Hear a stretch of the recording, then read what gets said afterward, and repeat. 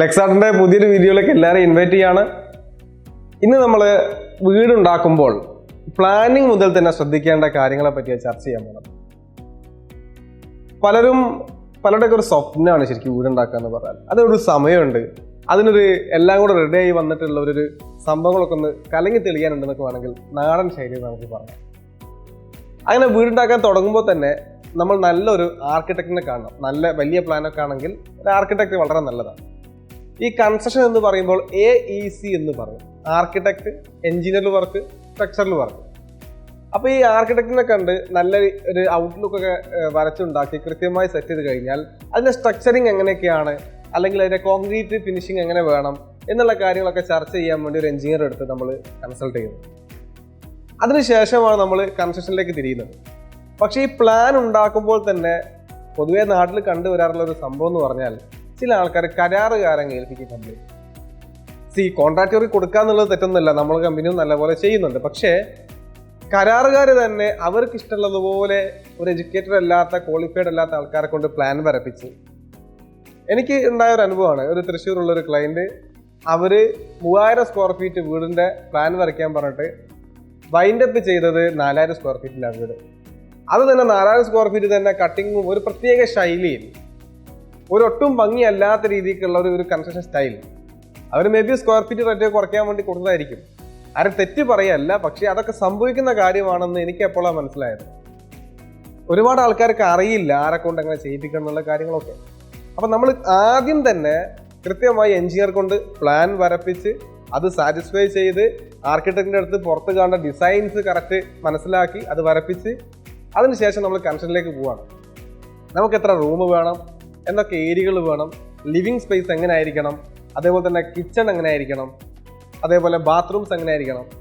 എനിക്കറിയാവുന്ന എല്ലായിടത്തും ഞാൻ പറയാറുണ്ട്, നിങ്ങൾ കിച്ചണും ബാത്റൂമും ഫ്രണ്ട് ഏരിയ ഉണ്ടാക്കുമ്പോൾ നല്ല ഭംഗി തന്നെ ചെയ്യണം. കാരണം പലപ്പോഴും നമ്മളെ വീട്ടിൽ ഒരാൾ ഗസ്റ്റ് വരുമ്പോൾ പോലും നമ്മളെ അളക്കുന്ന, നമ്മളെ ഇവാലുവേറ്റ് ചെയ്യുന്ന ചില പോയിന്റുകളാണ്. ഇപ്പോൾ കല്യാണത്തിന് പെണ്ണൊക്കെ കാണാൻ പോകുമ്പോൾ ബാത്റൂം പോകാനില്ലെങ്കിലും ആ കാരണവന്മാർ ആരെങ്കിലും ഒക്കെ ഒരാൾ എനിക്കിന്ന് ബാത്റൂം പോകണമെന്നൊക്കെ പറഞ്ഞ് ജസ്റ്റ് പോയി വരുന്ന കാണാം. ഇതൊക്കെ അവരുടെ ഇന്റേണൽ കാര്യങ്ങൾ എങ്ങനെയാണെന്ന് നോക്കാൻ വേണ്ടിയിട്ട്. നമ്മുടെ വലിയ ഹൈപ്പർ മാർക്കറ്റിലൊക്കെ ഇതേപോലെ ആൾക്കാർ ഇവാലുവേറ്റ് ചെയ്യാറുണ്ട്, അവിടുത്തെ ബാത്റൂം നോക്കിയിട്ട്, ഹോട്ടൽസ് ഒക്കെ തന്നെ. അപ്പോൾ അത്തരം കാര്യങ്ങൾ കുറച്ചൊരു ഫോക്കസ് അധികം നൽകുന്നത് ഈ കൺസ്ട്രക്ഷനിൽ വളരെ നല്ലതായിരിക്കും. കൂടാതെ നമ്മൾ ഫസ്റ്റ് പ്ലാനും എല്ലാം ചെയ്ത് സെറ്റ് ചെയ്ത് കഴിഞ്ഞാൽ കൺസ്ട്രക്ഷനിലേക്ക് മൂവ് ചെയ്യുന്നതിന് മുമ്പ് തന്നെ ഏതൊക്കെ ബ്രാൻഡ്, എന്തൊക്കെ ക്വാളിറ്റിയിലാണ് ചെയ്യേണ്ടതെന്ന് കൃത്യമായി മനസ്സിലാക്കുക തന്നെ വേണം. നമ്മൾ തറ കെട്ടുന്ന സമയത്ത് തന്നെ ഫില്ലിംഗ് ഒക്കെ കൊടുത്ത് എംസാനിൻ്റെയോ അല്ലെങ്കിൽ അത്തരം ഐറ്റംസ് ഒക്കെ, കോറി വേസ്റ്റ് ഐറ്റംസ് ഒക്കെ വെച്ചിട്ട് തറേൻ്റെ ഉള്ളിൽ ഫില്ല് ചെയ്ത് ഉറപ്പിക്കുകയാണെങ്കിൽ വളരെ ഭംഗിയാവും. അത് തന്നെ മണ്ണിൻ്റെ ഉറപ്പ് എങ്ങനെയാണെന്ന് ചെക്ക് ചെയ്ത് വേണം. മണ്ണിൻ്റെ ഉറപ്പ് വളരെ കുറവാണെന്നുണ്ടെങ്കിൽ അടിയിൽ ഭാഗത്ത് പോലും കോൺക്രീറ്റ് ചെയ്തിട്ട് അതിൻ്റെ മുകളിൽ തറ വെക്കേണ്ട അവസ്ഥയൊക്കെ വന്നേക്കാം. അതൊക്കെ ഒരു സിവിൽ എഞ്ചിനീയർ സംസാരിച്ചാൽ അവർ തന്നെ കറക്റ്റ് ചെയ്തേണ്ടതാണ്. അത് കഴിഞ്ഞാൽ ഈ പറയുന്ന ബെൽറ്റ് വാർക്കുമ്പോഴാണെങ്കിലും ഏത് കമ്പി ഉപയോഗിക്കണം, ബെൽറ്റിനടക്കം വാർപ്പിനടക്കം ഈ ജിൻഡാലോ ടാറ്റയോ പോലത്തെ ബ്രാൻഡാണോ അല്ലെങ്കിൽ ആവറേജ് ലോക്കൽ ബ്രാൻഡുകൾ മതിയോ എന്നൊക്കെ മുൻകൂട്ടി തന്നെ നമ്മൾ ചർച്ച ചെയ്ത് കൺസ്ട്രക്ട് ചെയ്യുന്ന ആൾ ആരാണോ അവരോട് ചോദിച്ച് കൃത്യമായി ബോധ്യപ്പെടണം. പിന്നീട് നമ്മുടെ സിമെന്റ് ഉപയോഗിക്കുമ്പോൾ ഞാൻ റെഫർ ചെയ്യുക ഒരു ബ്രാൻഡിനോടുള്ള പ്രത്യേക ഇഷ്ടം കൊണ്ടൊന്നുമല്ല, പക്ഷെ എങ്കിൽ പോലും കുറച്ചുകൂടി ഒരു ക്വാളിറ്റി ഫീൽ ചെയ്യുന്നത് അൾട്രാടെക് പോലത്തെ കമ്പനിയാണ്. മെയിനായിട്ടും അൾട്രാടെക് എന്ന് വേണമെങ്കിൽ പറയാം. കല്ല് ഉപയോഗിക്കുമ്പോൾ കണ്ണൂർ ഫസ്റ്റ് ക്വാളിറ്റി കല്ല് കിട്ടുമെങ്കിൽ അത്രയും നല്ലത്. കാരണം അതിൽ പിന്നെ ഒരു പണം മുടക്കി ചെത്തിക്കാനോ അങ്ങനത്തെ വിഷയങ്ങളിലൊന്നും നിൽക്കേണ്ട അവസ്ഥ വരുന്നില്ല. അങ്ങനെ നമ്മൾ പഠനമൊക്കെ ചെയ്ത് കഴിഞ്ഞ് പിന്നെ ഫസ്റ്റ് വാർപ്പ് ചെയ്യുന്നതിന് മുമ്പ് തന്നെ നമ്മൾ ഈ പൈപ്പുകളൊക്കെ ഇട്ട് വെക്കണം. എന്തിനാ പൈപ്പുകൾ ഇട്ട് വെക്കുന്നത്? ഈ ഇലക്ട്രിസിറ്റി പാസ് ചെയ്യാനുള്ളതും അതേപോലെ തന്നെ വെള്ളം, വാട്ടറിൻ്റെ കംപ്ലീറ്റ് ബാത്റൂമിലേക്കൊക്കെ പോകാനുള്ള പ്ലംബിങ്ങിന് വേണ്ട പൈപ്പുകളൊക്കെ വാർപ്പിൻ്റെ ഉള്ളിൽ പോകാനുള്ള പൈപ്പുകളൊക്കെ ആദ്യമേ ഇട്ട് വെക്കണം. അങ്ങനെ ഇട്ട് വെച്ചതിന് ശേഷം നമ്മൾ വാർപ്പ് ചെയ്യുമ്പോൾ ഉപയോഗിക്കുന്ന കമ്പി, അതേപോലെ തന്നെ സിമെന്റ്, അതേപോലെ കോൺക്രീറ്റ് മിക്സിങ് ഏത് ടൈപ്പിലാണ്, M15 ആണോ, M20 ആണോ, M25 ആണോ, ഇതൊക്കെ നമ്മൾ കൃത്യമായി ചോദിച്ച് മനസ്സിലാക്കുക. അതിന്റെ ഗുണങ്ങൾ എന്താണ്? ഏറ്റവും നല്ലത് ഈ നമ്പേഴ്സ് കൂടുന്നതിനനുസരിച്ച് അതിന്റെ തിക്നെസ്, ബലം കൂടുകയാണ് ചെയ്യുക. ഓക്കെ, നോർമലി ഒരു M25 വരെയൊക്കെ വീടിന് ഉപയോഗിക്കാറുള്ളൂ പൊതുവെ. അത് കഴിഞ്ഞതിന് ശേഷം നമ്മൾ വീണ്ടും അടുത്ത സ്റ്റെപ്പിലേക്ക് ചെയ്യാൻ പോണത് വയറിങ്ങിന്റെ ബേസിക് ലൈൻ, പൈപ്പ് വലിക്കുക എന്നുള്ളതാണ്. ആ പൈപ്പ് എടുക്കുന്ന സമയത്ത് തന്നെ നമ്മൾ ആസ്ട്രലോ അല്ലെങ്കിൽ നമ്മുടെ സുപ്രീമോ, അതിനേക്കാൾ നല്ല ഒരുപാട് ബ്രാൻഡുണ്ട്, അതൊക്കെ ഉപയോഗിക്കുന്നത് വളരെ ഭംഗിയായിരിക്കും. അത് കഴിഞ്ഞാൽ നമുക്ക് പിന്നെ പ്ലാസ്റ്ററിങ്, സിമെന്റ് വെച്ച് പ്ലാസ്റ്ററിങ് ചെയ്തിട്ടുണ്ട്. ലേറ്റസ്റ്റ് ആയിട്ട് ജിപ്സം ഒരു പ്രത്യേക ഐറ്റം വെച്ചിട്ട് പ്ലാസ്റ്ററിങ് ചെയ്യുന്ന ഒരു പുതിയ ടെക്നോളജി വന്നിട്ടുണ്ട്. അതായത് ടേപ്പ് ചെയ്യേണ്ട, അതേപോലെ തന്നെ നനയ്ക്കേണ്ട അത്തരം കുറെ ഗുണങ്ങൾ ഇതിലൂടെ കിട്ടുന്നും ഉണ്ട്. നമുക്ക് ആ പറയുന്ന പ്രോസസ്സ് കംപ്ലീറ്റ് ചെയ്ത് കഴിഞ്ഞാൽ പിന്നെ പ്ലംബിങ്ങിന്റെ ലൈൻ എടുക്കുക എന്നുള്ളതാണ് പ്രധാനമായിട്ടും ചെയ്യാറുള്ളത്. അതൊക്കെ നല്ല ഐറ്റംസും നല്ല ബ്രാൻഡും തന്നെ ഉപയോഗിക്കുന്നത് നല്ലത്. കാരണം എപ്പോഴും വെള്ളം തട്ടുന്നത് കൊണ്ട് തന്നെ കൊറോഷന്റെ സാധ്യത കൂടുതലാണ്.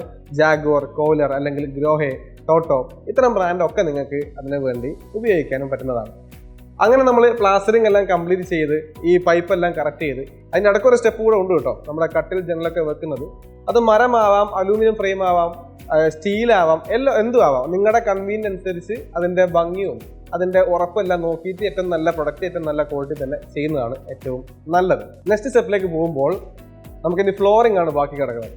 പക്ഷേ പൊതുവേ നമ്മൾ ഫ്ലോറിംഗ് ആണ് ചെയ്യാറുള്ളതെങ്കിലും ഞാൻ പൊതുവെ സജസ്റ്റ് ചെയ്യാറുള്ള ഒരു കാര്യം എന്ന് പറഞ്ഞാൽ, ജിപ്സം വർക്ക്, ഇന്റീരിയർ വർക്ക് ചെയ്യുന്നുണ്ടെങ്കിൽ എന്തിനാണ് ഇന്റീരിയർ വർക്ക് ചെയ്യുന്നത്?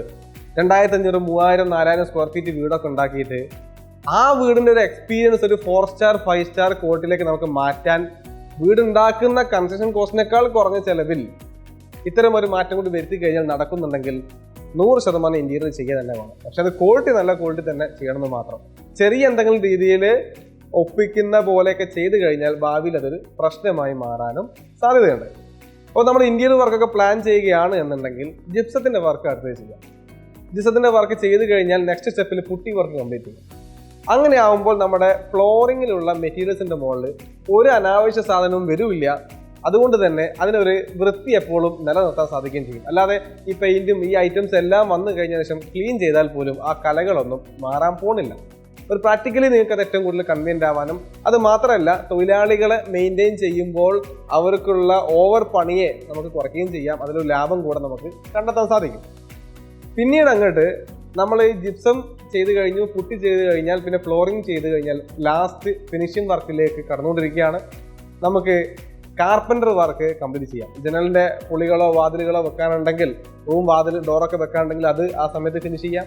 അതേപോലെ തന്നെ മൗണ്ടഡ് ആയിട്ടുള്ള നിലനിർത്തിക്കൊണ്ട് റൂമിൽ തന്നെ ഫിറ്റ് ചെയ്യുന്ന സെറ്റ് ചെയ്യുന്ന രീതിക്കുള്ള വാർഡ്രോബ്, അതേപോലെ തന്നെ കട്ടില, ഇതെല്ലാം തന്നെ നമുക്ക് WPCയുടെ ക്വാളിറ്റി, പ്രീമിയം ക്വാളിറ്റി ട്രോജൻ്റെതുണ്ട്. അതേപോലെ തന്നെ നമ്മുടെ അപ്പോളോ ഉണ്ട്. അതിൻ്റെയൊക്കെ 0.7 തിക്നെസ്സോ അല്ലെങ്കിൽ ആ റേഞ്ച് ക്വാളിറ്റിയുള്ള സാധനം തന്നെ ഉപയോഗിക്കണം.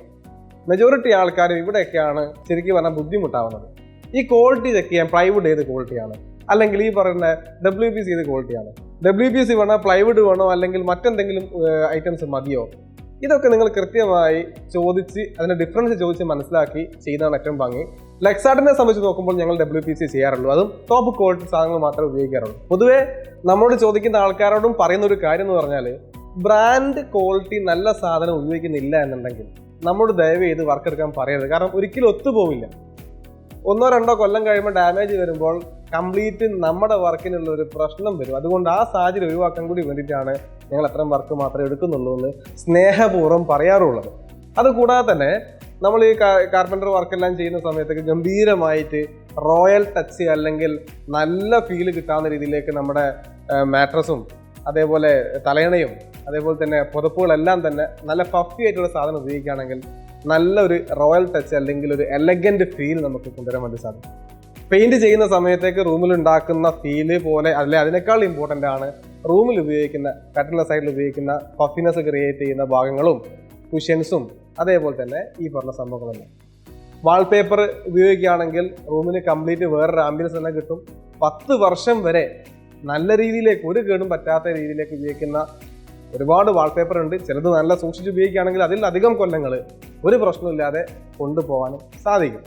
അങ്ങനെ നമ്മൾ ഈ വാൾപേപ്പർ എല്ലാം ചെയ്ത് കഴിഞ്ഞ് കാർപ്പൻറ്റർ വർക്കെല്ലാം കംപ്ലീറ്റ് ചെയ്യുമ്പോൾ പിന്നെയാണ് മൂവബിൾ ഫർണിച്ചറൊക്കെ നമ്മൾ പർച്ചേസ് ചെയ്യുന്നത്. അതിനിടയ്ക്ക് തന്നെ ഇലക്ട്രീഷ്യൻ്റെ ബേസിക് ഈ പറയുന്ന കണക്ഷൻസ് ഒക്കെ ഇട്ട് വെച്ചിട്ടുണ്ടാവും. അതിൻ്റെ സ്വിച്ച് ബോർഡും കാര്യങ്ങളൊക്കെ ഫിറ്റ് ചെയ്യാനുണ്ടാവും. നല്ല ക്വാളിറ്റി സ്വിച്ച് ബോർഡ് തന്നെ ഉപയോഗിക്കണം. ലൈറ്റ്സ് ഉപയോഗിക്കുമ്പോൾ നല്ല ബ്രാൻഡ് തന്നെ ഉപയോഗിക്കണം. ഹണിവെൽ ഉപയോഗിക്കാൻ പറ്റുന്നവർക്ക് ഹണിവെൽ ഉപയോഗിക്കാം. LND ആണ് LND ഉപയോഗിക്കാം. വളരെ ലോക്കൽ ബ്രാൻഡ് ആവരുത്. ഈ ഇലക്ട്രീഷ്യൻ്റെ അല്ല ഇലക്ട്രിക്കൽ പ്രോബ്ലംസ് ഒന്നും പിന്നീട് പെട്ടെന്ന് സോൾവ് ചെയ്യാൻ പറ്റുമൊന്നുമില്ല. അതേപോലെ ലൈറ്റിംഗ് അറസ്റ്റ് ചെയ്യുന്ന എക്യുപ്മെന്റ്സ് ഒക്കെ ഉണ്ടെങ്കിൽ വളരെ സേഫ് ആണ് എന്ന് കൂടി പറയാം. ഇതിനിടയ്ക്ക് നിങ്ങൾ സോളറൊക്കെ വെക്കാൻ നോക്കുകയാണെങ്കിൽ അതിന്റെ ലൈൻ, CCTV ലൈൻ, ഇതൊക്കെ ആദ്യമേ ചെയ്ത് വെക്കണം കേട്ടോ. എല്ലാം അവസാനം വെച്ച് കഴിഞ്ഞാൽ നിങ്ങൾക്ക് കാര്യമായ ബുദ്ധിമുട്ട് ഫേസ് ചെയ്യും. അങ്ങനെ നമ്മൾ ഈ വാൾപേപ്പർ എല്ലാം വെച്ച് കർട്ടൻസ് എത്ര ടൈപ്പ് ഉണ്ട്, റോമൻ ടൈപ്പ്, അതേപോലെ തന്നെ ജാപ്പനീസ് ടൈപ്പ്, ഒരുപാട് ടൈപ്പ് കർട്ടൻസ് വരുന്നത്. അതിൽ നമുക്ക് ഏറ്റവും പറ്റാവുന്ന ട്രിപ്പിൾ ലെയർ ആണെങ്കിൽ ഒരു സ്റ്റാർ ഹോട്ടൽ ഫെസിലിറ്റി പോലെ ഫീൽ ചെയ്യുകയാണെങ്കിൽ അത്തരം കർട്ടൻസ് ഉപയോഗപ്പെടുത്തിക്കൊണ്ട് നമുക്ക് എന്ത് ചെയ്യാൻ വേണ്ടി സാധിക്കും? ഏറ്റവും ഗംഭീരമായിട്ട് വീട് ഫിനിഷിംഗ് വർക്കിലേക്ക് കൊണ്ടുവരാൻ വേണ്ടി സാധിക്കും. പിന്നെ ലൈറ്റിംഗ് വെക്കുന്നതോടുകൂടി ഔട്ട്ഡോറിന്റെ ലൈറ്റിംഗും എല്ലാം വെക്കുന്നതോടുകൂടി ഓൾമോസ്റ്റ് ഒരു വീടിന്റെ പ്രധാനപ്പെട്ട വർക്കുകളെല്ലാം കംപ്ലീറ്റ് ആയി എന്ന് വേണമെങ്കിൽ പറയാം. പിന്നെ ലാൻഡ്സ്കേപ്പിംഗ് വരുന്നുണ്ട്, അതേപോലെ തന്നെ കംപ്ലീറ്റ് ഔട്ട് സൈഡിലുള്ള ഫിനിഷിംഗ് വർക്കുകൾ വരുന്നുണ്ട്, മതിൽ കെട്ടുന്ന സംഭവങ്ങൾ വരുന്നുണ്ട്. അങ്ങനെ നമുക്ക് എക്സ്റ്റെൻഡ് ചെയ്ത് കൊണ്ടുപോകാൻ പറ്റുന്ന ഒരുപാട് ഓപ്ഷൻസ് ഉണ്ട്. അതായത് നമ്മുടെ സ്വിമ്മിംഗ് പൂൾ വേണമെങ്കിൽ അത് ചെയ്യാം, അതേപോലെ ഹോം തിയേറ്റർ വേണമെങ്കിൽ അത് ചെയ്യാം. ഈ ഫിനിഷിംഗ് വർക്കിൽ ചെയ്യുന്ന സമയത്ത് കാർപ്പൻറ്റർ വർക്ക് കഴിഞ്ഞതിന് ശേഷമാണ് ഫിനിഷിംഗ് പെയിന്റിങ് പൊതുവെ നമ്മുടെ കമ്പനി ഫോളോ ചെയ്യാറുള്ളത്. കാരണം ആദ്യമേ പെയിന്റ് ചെയ്ത് വെച്ച് കഴിഞ്ഞാൽ പെയിന്റിന്റെ മുകളിൽ പിന്നെ പുട്ടി സെറ്റ് ചെയ്യാൻ വേണ്ടി പറ്റില്ല. പിന്നെ കാർപ്പൻറ്റർ വർക്ക് വരുന്ന സമയത്ത് സ്വാഭാവികമായിട്ടും കുറെ കംപ്ലൈന്റ് വരും എന്നുള്ളത് കൊണ്ട്, ചളിയാവും എന്നുള്ളത് കൊണ്ട് നമ്മൾ ആ കാർപ്പൻറ്റർ വർക്ക് കഴിഞ്ഞതിന് ശേഷമാണ് പെയിന്റിങ് ചെയ്യാറുള്ളത്. അപ്പോൾ ഒരു വീടിന്റെ ബേസിക് പ്ലാനിങ് മുതൽ എങ്ങനെ ചെയ്യണം എന്നുള്ള ഡീറ്റെയിൽ നമ്മളിവിടെ ചർച്ച ചെയ്തു. അടുത്ത പ്രാവശ്യം നമുക്ക് നല്ലൊരു ടോപ്പിക്കായിട്ട് വീണ്ടും സംസാരിക്കാം. Thank you. Luxor, a luxury smart living experience. Contact now.